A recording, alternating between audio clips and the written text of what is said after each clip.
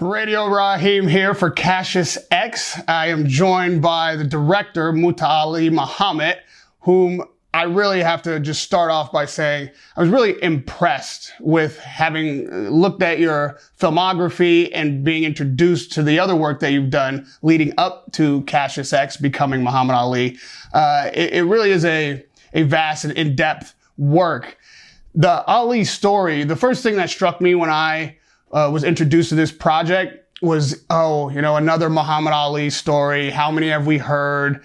What is going to be the retread on this? And I was so pleasantly surprised, which I think the audience will be as well, is to find that you have really a era here, a nugget in his life that I don't think has really been explored. Certainly not to the extent that the rest of his life has been explored, and in the way that you approach this. Can you just talk to me about how you found this particular portion of Muhammad Ali's life, or Cassius X, as it were, to be the interesting element that you wanted to put forward?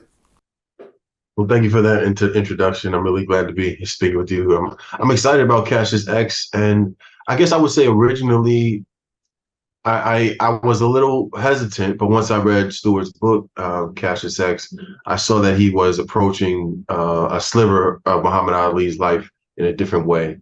And, I had a lot of latitude to adjust it and make some decisions about how we transform that into a documentary. What really drove me, though, was it was during the years of the late 50s and up until Muhammad Ali became world heavyweight champion. So from his Olympic gold medal to heavyweight champion, I said, okay, that's transformation right there. And a lot of times when you tell stories, it's best if you can show a dynamic change that takes place in a short amount of time. And so that fascinated me. That's something new. It doesn't go past, certain times. And there's so much that was happening in that era that was appealing to me too. So it drew me, that drew me in. And just the subject matter too about changing his name is something that is part of my family's heritage too. So that was appealing also. You talk about the time in which we're focusing on in American history and world history, but American history in particular, it was also a transformational time in the country. And we, at times in the film, there is a kind of list of who Muhammad Ali's contemporaries would have been at that time, and kind of gives you context for the environment he was growing up in. Why did you feel like that was important to set the stage? Well, I think we change when we're uncomfortable, I think, sometimes, right? And I think the context you're talking about is segregation in America, inequality in America, racism in America. And coming from Kentucky, Muhammad Ali, when he was Cassius Clay, had to have experienced those things. And also when he grew to travel the world, he had the ability to look at how he felt as a Black man in America versus how he felt as a Black man on a world stage. And he noticed some differences. And I think that it's sort of a powder keg, if I could use that word. Sometimes when we're under pressure, it forces us to either fold or flourish. And Muhammad Ali flourished. So painting a picture of the time, like Emmett Till is called out as being one of his contemporaries, and Emmett Till was brutally killed for the color of his skin for the most part. And in Miami, when he was training, they had segregated beaches out there. He had to live in a segregated part of town. After he came home with the gold medal to his hometown, he couldn't eat with the people who were his managers because they were white, and he couldn't go into their restaurants to eat with them. So I think painting that picture, right, given that baseline of part of his life was important, because if you build on that and then you imagine him hearing the words and the lessons of the Honorable Elijah Muhammad, who is talking about separation and not integration, I could imagine myself being more open to those suggestions if I'm suffering through segregation and suffering through trauma on a regular basis due to the color of my skin. So it was important to paint that picture there, Neither one of us are old enough to have experienced that form of segregation firsthand, that form of discrimination socially firsthand. But coming up, both of us being American in the culture of racism and right in the forecast, the shadow really of that segregation and discrimination that was only a few decades before us, I think both of us have found a way to express ourselves publicly and through the arts that maybe wouldn't have been available to Muhammad Ali and his contemporaries. So for him to be so outspoken, for him to have such a strong voice publicly and globally, ultimately, was really, really unusual for Black men. When you decided to pursue a career as a director and start telling stories, did it connect with you really how unusual that would have been just a generation or two before you? And did that color your work at all? You know, it's different because my grandfather was a film director, Ossie Davis. You know, he did a few films, and one of his plays that he wrote in the '60s is on Broadway now, and Leslie Odom Jr. is doing it, Pearly Victorious. So I saw through his achievements and through my Ruby Dee, my grandmother's experience, achievements, that, you know, yeah, you can do some great things. But I also saw that it's not easy, and there are people who have to go there first and open doors. So when I decided to be a filmmaker, I think I was 12 years old, and I thought it was possible. I didn't know how much it would take, but I felt unique. I felt, you know how they say, I don't know the right quote, but it's part of Grandpa's play. It's like, being Black ain't all that bad when nobody's looking. And I'm probably butchering it, but the fact of the matter is, as an artist with a unique perspective, that makes us stand out, you know? And so I think I like to lean into my unique perspective, excuse me, not only as an African-American, but as an African-American who had to be different. You know, a lot of African-Americans don't have Muslim names, you know? And so I had to be different and not do the Pledge of Allegiance in class and not eat certain things. So I grew up knowing how to be different. And I think that helped me when I dove into being an artist, feel comfortable having a unique voice, and also have an understanding of people who need help with a megaphone to get their voice out. And I think that's the most fulfilling thing I think that I've pulled from being a documentary director, is I'm able to help people get their voice out. Muhammad Ali didn't need help getting his voice out, but I think the way that the story is being told about his life is picking a sliver of significance and rooting it in, I think, some conversations that are happening today, took a unique perspective, and I hope if he were around, he would agree with how the story is told, because I got a lot from it doing it, and I think people are getting a lot from it watching it. I mean, you spoke about your grandparents being artists and really legends, icons in film and theater culture. And what I might have been getting at earlier is, yes, they were able to perform and tell stories, but I think part of the reason that this sliver, as you call it, of the Muhammad Ali story hasn't been told is because there is a taboo around the connection with the Nation of Islam, and how, you know, history after the fact wants to be cleansed and palatable for all, and not really confront controversy, or what you mentioned earlier as being uncomfortable elements that people really do have to confront if they're going to look at the totality of a picture. And so it's the generation that you are, and because really you came from a family of artists and understood at an earlier age probably than some might have had an opportunity to the film industry and how to create in this space. You have an opportunity to say things that your grandparents may not have had the opportunity to say, and to tell stories that, because they were uncomfortable, maybe, you know, Ossie Davis, Ruby Dee would have liked to tell, but there was no space for them to freely talk about those kind of stories. Has that been a part of your experience, being able to break ground in that way? It has, you know, but I'm just, to be real, I'm trying my best to just put one foot in front of the other, you know, and sometimes I got to pull from them and others who've done some great things and had to stand up. A lot of what happens on screen is a result of conversations with producers, with the studios about the subject matter. And I think that I draw inspiration from the conversations I know that our ancestors had, who are artists, who had to argue for how a story was being told and articulate it to people who may not be part of the culture or may not be as sensitive to the little nuances that they might need to be to tell a certain story. So yeah, I'm trying to push the envelope, but to be real, like I'm trying to just survive as an artist too at the same time, and that's a little bit of a balancing act there, you know.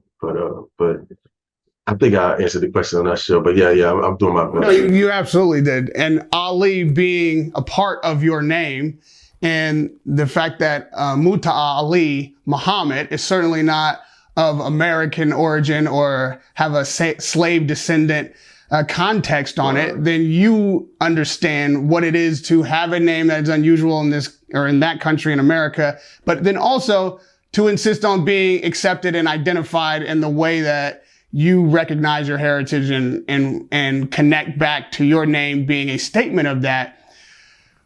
With Ali having done that through the Nation of Islam, Cassius X being the first name change, how much did understanding his story and that path that he took to find an identity and a name speak to you and the relationship you have with that, and then maybe the history that you had to establish a name for yourself?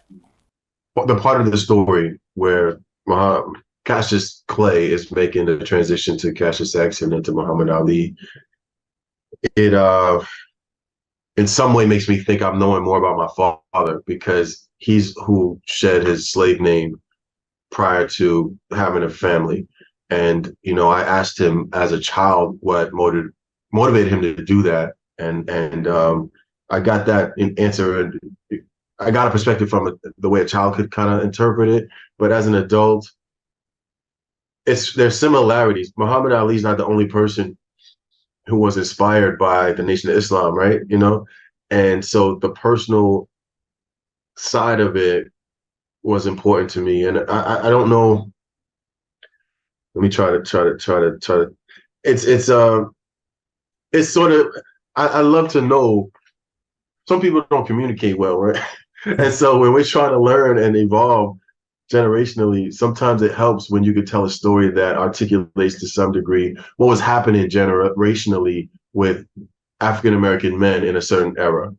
And I think Muhammad Ali's journey here aligns with a lot of other Black men during these times who were searching for a sense of empowerment, searching for a sense of having respect, you know, locally and nationally, and just drawn toward this icon who carried himself in a way that was, I don't know if these words are safe, like masculine and powerful, right? And so telling this story in a way helped me feel, it was heartwarming in a way, because I assumed that maybe some people watching this maybe could show their ancestors, you know, this is what I was thinking, you know, when I heard the Honorable Elijah Muhammad say this, like it struck me, you know, and I don't know, it's kind of word salad what I'm giving you, but it's sort of a feeling I'm trying to convey that it was special to tell the story and extract that sliver in a way from his life. I believe that for all of us who have unique names, who identify our culture back through our names, using that as a identifier, can relate to exactly what you're saying. Like, this is not just as an American experience, although I think that aspect of it is fairly uniquely American. It connects us back to the globe and to the cultures around the world that I think, as mentioned in the film, is how other cultures, no matter where they are on the planet, find their way to connect back to their heritage. So I fully understand what you're talking about and relate to it. I've had something of the similar experience that you described. And so one of the other things that really caught my attention when I was introduced to this project was that the author of the original book, Stuart Cosgrove, who we are fortunate enough to have with us, wrote from Scotland, you know, another part of the world whom, you know, when we talk about Muhammad Ali being the world champion and in the film, it talks about how he took that seriously. Well, I think this is evidence of that. His persona and his message, his identity reached across the pond, as we say, into another continent, and inspired a Stuart Cosgrove to write this sliver of the story. So having Stuart with us right now, the first question I would love to have an answer for is what inspired him, not just the Muhammad Ali story, which is so vast and has been told many times from many angles, but to focus on this sliver, which I thought really is a unique one, and how it spoke to him being in Scotland, that this is an important story to pen to paper. Well, I grew up with a deep obsession in my life. I grew up in a housing project in central Scotland. I'm originally ancestrally Irish, so even my name, Stuart Cosgrove, is the English version of my name. My name was lost when we were migrated from the famines in Ireland, and like a lot of Scottish people, I think a third of Scots, I'm actually born, or my people were born in Ireland. And I think the whole idea about people being something that they're not appeals to me. But when I was a child growing up, and I'm talking now about 14, 15, 16-year-old, I had this kind of overwhelming obsession with Black American music. It was the biggest thing in my life. I vividly remember going down with a local Woolworths store, and it sold records. And I remember buying a record by Edwin Starr, the Motown singer. And on the front of the record, on the front of the album cover, he was calling himself Agent 00 Soul. And he had this white kind of like FBI coat on. And I remember that my mother had one of these coats, and I went into my mother's wardrobe, I put the coat on, and I would go to school in the morning thinking that I was Edwin Starr and I was Agent 00 Soul. And so I built up this kind of obsession. I mean, literally a minute by minute, day by day obsession with everything to do with soul music, dance music, African-American music, the whole soul culture. And of course, the then Cassius Clay came into my life, and he was one of these kind of a presence within your life that just sort of blows you away, because in a sense, you could tell the story of hip hop and begin with his emergence in high school in Louisville in Kentucky, where he was hugely influenced by local R&B DJs. And because Louisville was the place of the Kentucky Derby, he tuned into local DJs that did rhyming talk on the airwaves and all the rest of it. And I became to realize that whilst he was a boxer, he was very close to the music that I was in love with. And when I started to write about him later in life, I wanted to write about the early days of soul music, having written a hell of a lot of books actually about later in the 60s and early in the 70s. And when I started looking at the early 60s, I thought there's only one person that's a real witness to that, and that's Cassius Marcellus Clay. And once, of course, you start to zoom in on his life, and I went for the era in the early 60s when dance craze music was at its height, and his girlfriend, Dee Dee Sharp, was singing The Mashed Potato and all of these other kind of great records at the time.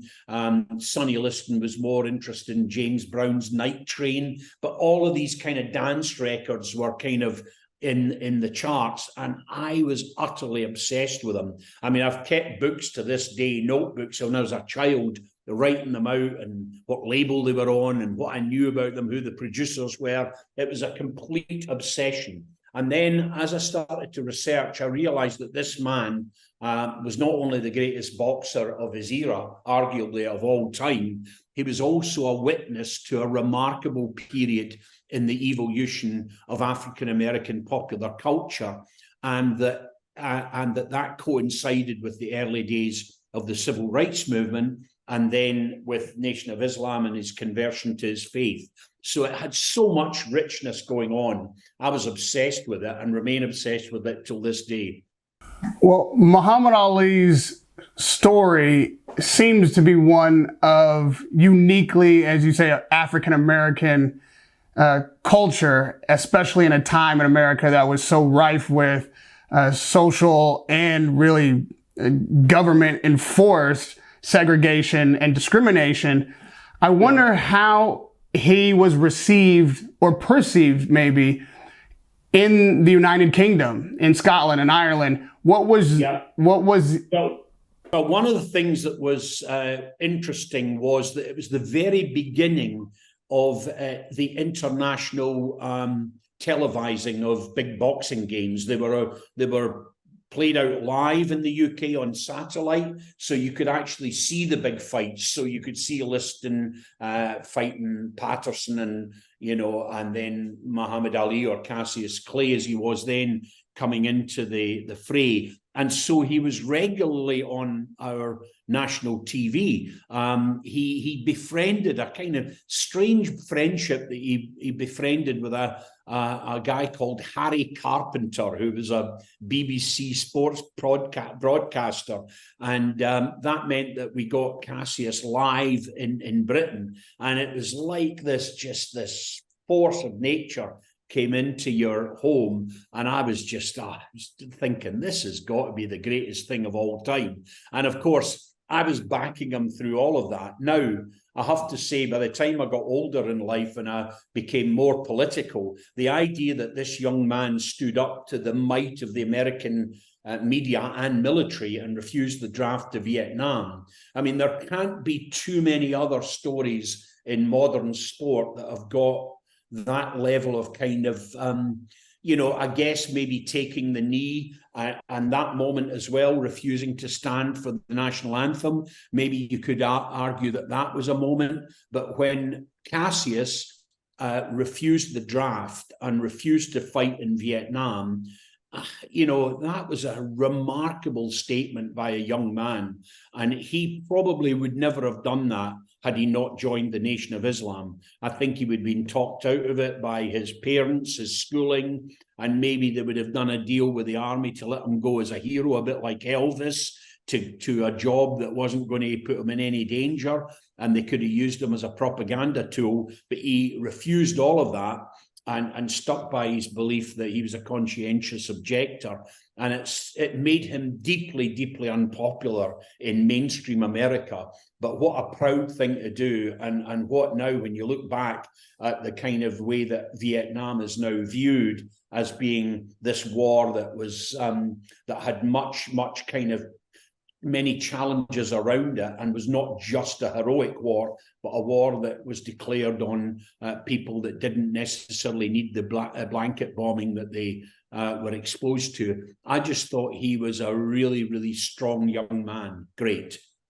The Muhammad Ali you're speaking of now really is the fullness of where that kind of brash and rebellious nature took him, and his steadfast resolve in maintaining those positions, regardless of consequence. The early Ali that's written about in the book and focused on in the film, this just kind of, brash, I'm going to be great. I'm going to be world champion. I'm the greatest athlete. I'm the greatest, really is something that is unique, I think, at that time in American sports. But what I know of the UK and kind of the way that just people in general, even athletes, talk about themselves, it really isn't that grandiose. It's even kind of frowned upon to highlight yourself in that way. So for a Black American to speak that way in America, that has one connotation and one level of rejection, just a Black man being able to be great in any sense. But I wonder on this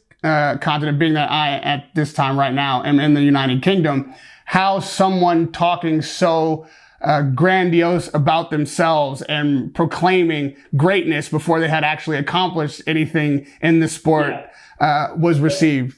Well, it's the braggadocio of the rapper, isn't it? He's the greatest, and he controls the mic. And that was, for me, what was brilliant about the young Cassius. He adopted kind of rhyming slang from the R&B radio stations in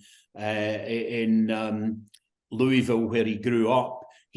there was a local rapper called Jack the Rapper, and he dressed like he was in the Kentucky Derby, and he would wear all the kind of silks of the jockeys of the Kentucky Derby, and he had a whip, and he was Cassius's big superstar of his life growing up. That there was a black guy on local radio who was whipping the desk and shouting down the microphone about how he was going to win the Derby and how he's the greatest jockey of all time. And he picked up all of those vibes from these great R&B, 50s R&B DJs who were the pioneers really of kind of popular culture, African-American popular culture. And I think in lots of ways, when I first saw him, there was a kind of doubt in my mind because you're not so used to hearing that level of self-confidence. And for some people, it's arrogant. For some people, it's super self-confident. But because he was able to back it up, and the film's very good at kind of layering on the idea that this guy is almost having a nervous breakdown as he comes to fight Sonny Liston, because everybody is telling him, Liston's going to kill you. You're dead, son. You're out of here. You're lightweight compared to this big bear of a man who's, served time for armed robbery and all of this kind of stuff. And yet he has the beautiful physical skills to take on Liston in the ring and win. And it was just, there's a moment in the film where, when he wins, where you think, I think one of the commentators said, the boy with the big mouth wasn't boasting, in other words, he could back it up. I love that bit in the film, It's interesting that we both now have talked about how our names connect us back to our heritage. First, Muta'Ali and I were discussing how our names connected us back to our heritage. And then surprisingly, when you talked about, being in Scotland, but being Irish and Cosgrove being something that identifies you back to Ireland. And even again, on this continent in the UK, those identifiers are very significant to an individual and connecting them to a community. I wonder that between the two of you, Muta'Ali having directed the film, you having written the book, and obviously the two of you having to have some simpatico as to how this story would ultimately be told. How did this relationship come together and you find your way down this project? Well, we were thrown together in an edit suite near the river in Glasgow. Glasgow's Scotland's biggest city, and it's got a river running through it where the biggest ships in the world were built. And now, because shipbuilding's been in decline, quite a lot of the buildings are now media hubs and media centres. And Muta was in there doing some post-production on the film. And I'd been aware of him, and the executive producers had told me to go and meet him. And we met there, went for lunch, and started to kind of rave about the things that we loved about Muhammad Ali and about his life and about the subject of the film. But the thing that really, really excited me because of this obsession I'd got is I'd been writing a book called Harlem 69, and it's the story of Harlem in New York City in the year 1969 as the 60s are coming to an end. And it's the year of the Black Panther trials, where they've been wrongly accused of bombing department stores in Manhattan.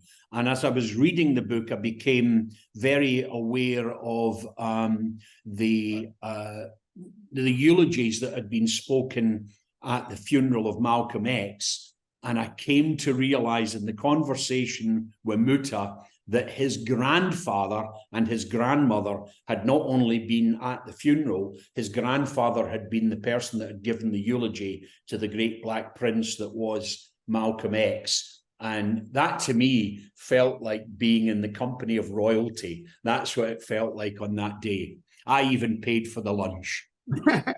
Muta'Ali, if I could bring you in, really it's the same question, but I do have an added curiosity as to, I know you read the book before you met the man, the author.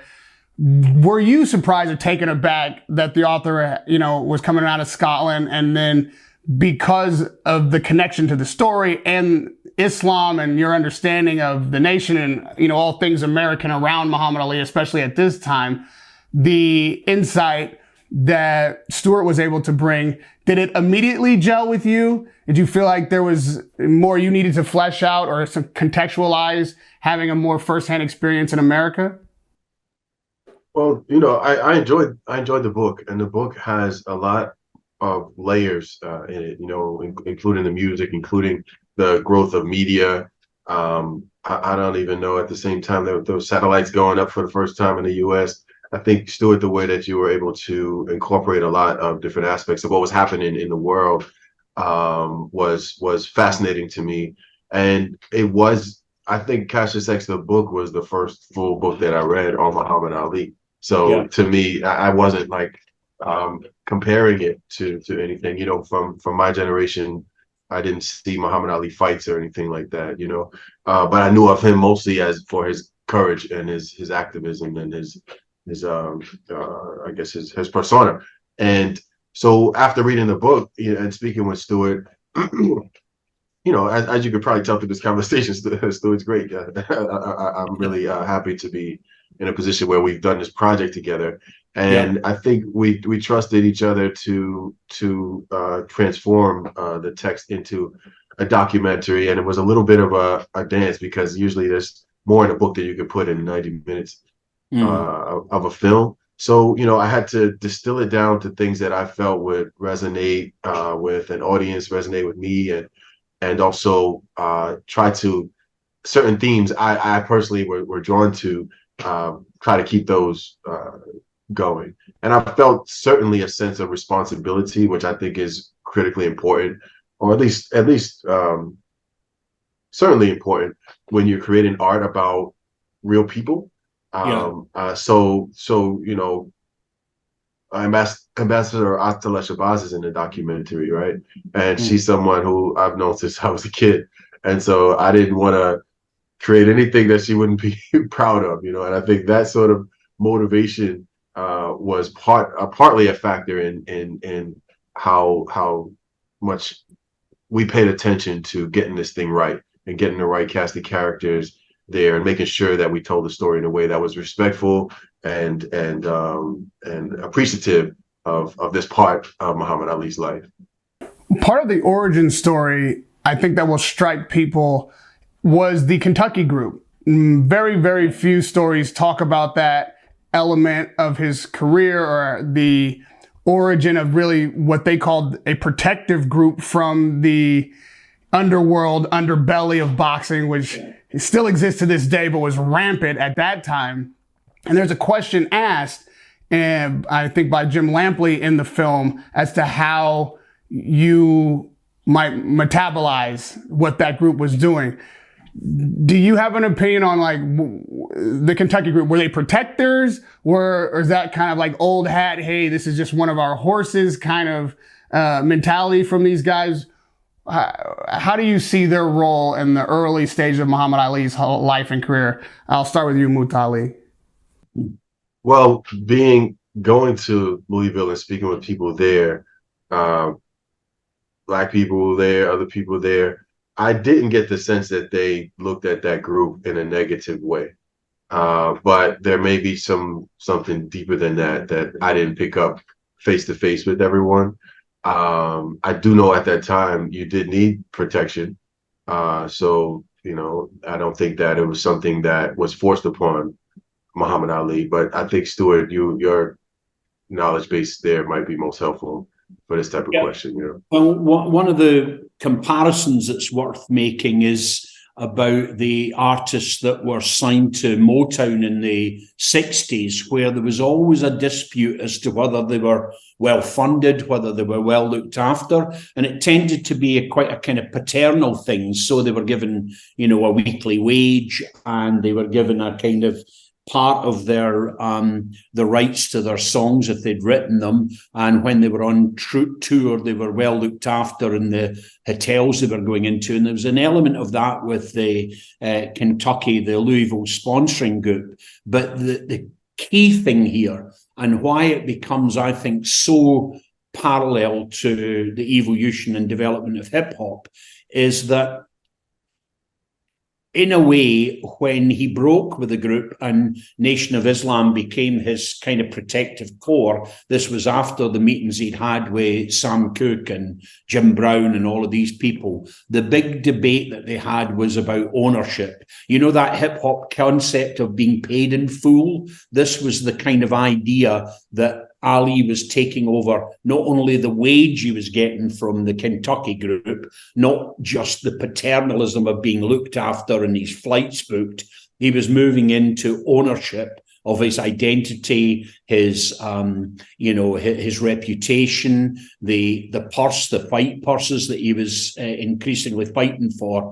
And of course, the mafia were being held off by virtue of the fact that, well, let's not be shy about this. The Fruit of Islam were not exactly the softest guys on the block. So they were going to defend Ali throughout that crucial period once he'd converted. And they exerted significant kind of protective influence on him. But from that day onwards, he began to shape his own career in terms of identity, the ownership of his rights and whatever. And in lots of ways, if you were making the comparison, I like making it, to some extent, there wouldn't have been a Jay-Z without Muhammad Ali. He was the one that pioneered the idea, along with Sam Cooke, of owning your reputation, of owning your rights, of owning your identity, of owning your brand. And in some respects, that was the big shift from the probably friendly white paternal world of Kentucky to coming under the influence of the Nation of Islam. He became a business. One of the things that you just mentioned about the protection element, he needed to be protected initially by the Kentucky group and then protected again by the Nation of Islam so that he could really protect his own legacy ultimately, but in real time, his very safety and well-being as he made these brass statements and challenged these pillars of government and social norms. How much do you feel like the Nation of Islam may be excluded from the Muhammad Ali legacy even today for the sake of an uncomfortable conversation about race and religion, and it was just be an easier, more palatable story to tell and a hero to build without really referring to or giving proper context to that very formative element in his life and formative years of the Muhammad Ali that we ultimately know? Well, he did a TV chat show in London, very famous chat show host who just passed away last week, a guy called Michael Parkinson, and on air live, and this big chat show, we're talking here, the biggest chat show on British television probably ever, he started to evince theories of black nationalism and the Nation of Islam. And I vividly remember going to school after that and speaking to friends, and there were a lot of them didn't like what he was saying, because what he seemed to be saying, he was putting forward an argument of kind of racial separatistness at a time when Martin Luther King's racial integration and civil rights thesis was at the height of kind of dialogue around race relations. I think it shocked a lot of people, but it's not such an uncommon thing. I think, going back, it's a kind of slightly kind of odd comparison, but if you grow up in Scotland or Ireland, you're very used to, if you like, kind of movements that argue for nationalism and for a degree of kind of power over your own culture and identity. And that's hugely common. It's been at the centre of Irish politics for the last 100 years. And I think a lot of people recognised that the Nation of Islam, whilst it might seem strange to most people, they realised that what they were arguing for was a degree of respect for their identity You don't want to integrate with us. You've told us that. You want us only to be pushed away into ghettos and not be able to explore our lives and our, creativity or our excellence in whatever field we want to play in. So you don't want us. Well, let us just go and build our own bit of America. And in some respects, that comes out in the film. I mean, we could have made it, I'm sure Muta could have made a 15-hour special if he had the footage, but certainly that's touched on there within the film. And I think it's quite an important thing because, of course, it's a little bit uncomfortable. I'm a white guy. I kind of, I was like, no, Muhammad, you can separate from it. You take me with you. That was kind of in my mind. But at the same time, you recognise that he was dealing with political issues at a certain moment in the history of America. And Muta'Ali, the way you told the story of their friendship being Malcolm X and Muhammad Ali, or Cassius X at the time, Cassius Clay, as he's evolving as a young man, maturing, understanding the world, and really his place in it as his place continues to become a bigger space. How much delicacy did you need to employ to tell the story, first of all, of two men being friends, while one 17 years his junior? So, as I think Atala described it, it was like, her big brother, but really more of a fatherly kind of relationship initially with Malcolm X. And then, of course, all of that happening in the context of the Nation of Islam and the greater relationship that the both of them had with the Honorable Elijah Muhammad. I mean, it seems like a complicated story to tell fairly from all perspectives, and then also give the viewer a good context for how Ali needed to navigate those waters. Was that difficult? It was challenging because Malcolm X was going through internal changes also throughout those years from 59 to 64.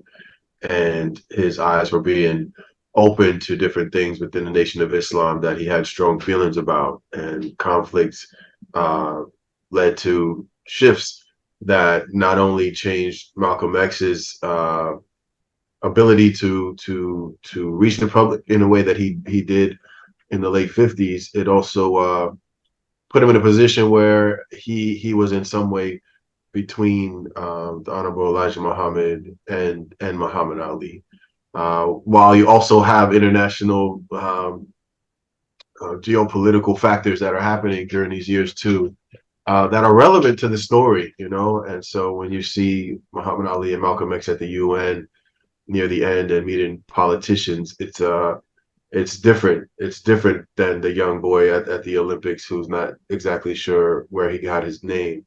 So it was challenging to do that, and to do it in a way that would satisfy the scholar who would know all of those details, and also be informative and not have require too much assumed knowledge from the viewer who doesn't know. On top of that, I think there's an advantage that this film was produced out of Scotland, because telling stories involving the Nation of Islam you require some sensitivity. And in the United States, it's a little bit different. It's not easy when the Nation of Islam is part of your story. It's not easy to have conversations about what should be in the story and what shouldn't, what's too much, what's too little. So I think I'm certain there's a level of freedom that I had as a storyteller to incorporate certain aspects of the Nation of Islam. And I don't think I would have that if this was a U.S. production. But thank goodness the Smithsonian channel, who was also involved, they were very understanding also. So you got to be very sensitive, and even when you ask the question, I'm like, oh man, I got to be careful about how I answer it, because people are affected on in many ways when you talk about the Nation of Islam. I'm so glad that. Oh, go ahead. I was going to just say the other context here, and it becomes much clearer towards the end of the film, and to some extent through the eyes of Malcolm X's daughter, when she's talking about what her father was doing at the time,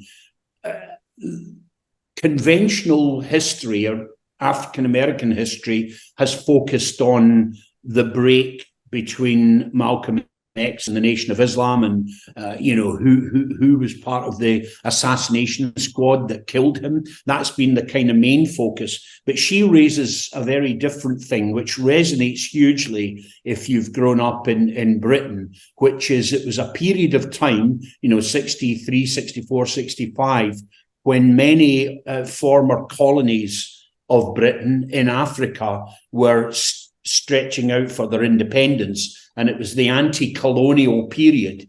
And he was very much, as did some of the Black Panthers later, identified that the new African nationalism of independent states in Africa was something that needed kind of, to be better understood in the United States, because it wasn't straightforwardly the story of slavery. It was the story of how those countries had been, had in fact been invaded and exploited, and this was their chance to become independent African states. And I think that Malcolm X understood that and wanted an African unity party that raised the agenda of that, throughout the world and including in the United States. So in some respects, I felt that the film touches on that. We could have done another 2 hours on that, because that takes you into the history of Britain's colonialism and its exploitation of Africa.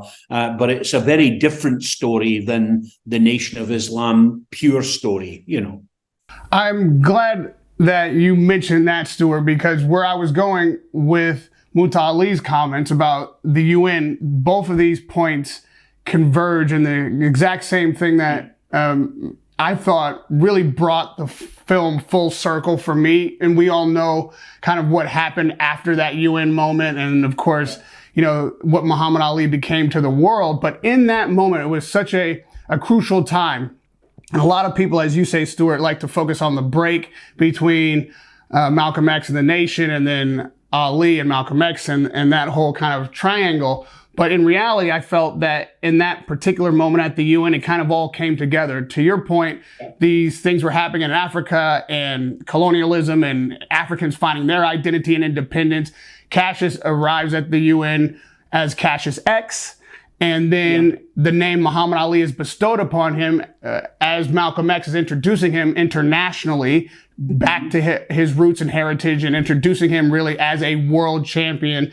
There is then given him the name that connects him to that heritage. Like, as he becomes really an ambassador for the first time at the UN, he has been bestowed upon him this name that will connect him as an ambassador back to his heritage. Muhammad Ali now is there being ushered around by Malcolm X, and the Honorable Elijah Muhammad has bestowed the name upon him. Malcolm X is the introduction from the American culture and perspective to the world with this global champion. All in that moment, I think the crux of the film really makes its point.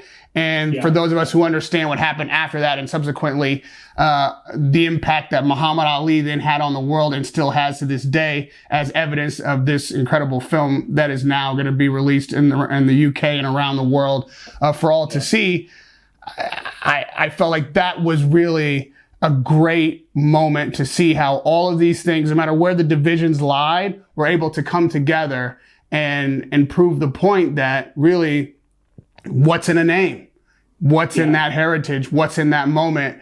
And I think the world will be really educated and entertained by this film. I believe that the point that you made in the book, and then Muta'Ali, the way that you depicted it in the film, really does a service, not just to the history of this story, but to the coming generations who will be hearing it for the first time and able to focus on an element of it that maybe even their parents weren't as well informed about as they could have been. So I want to thank both of you for all of your hard work and your artistic expression, the ability to execute something like this. Even for myself, who I feel like very well educated on the Muhammad Ali story, was so inspired and happy to see this particular portion of the story focused on. And I learned things even that I didn't know. So You guys have done great work. Thank you very much for being such a great host, and congratulations on your beautiful fire behind you in your apartment there. It's lovely. Yes, you guys brought the fire. All this behind me is just set dressing. But for a film, for a book, really, we appreciate the way you put that pen to paper and created this process, which has now become an incredible film. Stuart Cosgrove, thank you for that book. Muta'Ali Muhammad, thank you for this film. And the both of you, thank you for working together to bring something before the world that I believe will really be an asset to future generations, historically and in the entertainment space. Thank you. Rahim for Cassius X, Becoming Muhammad Ali in theaters around the world, released in the UK globally on the 13th of October. I can't wait. You guys, I will see you guys soon. Thank you for your time. Thank you.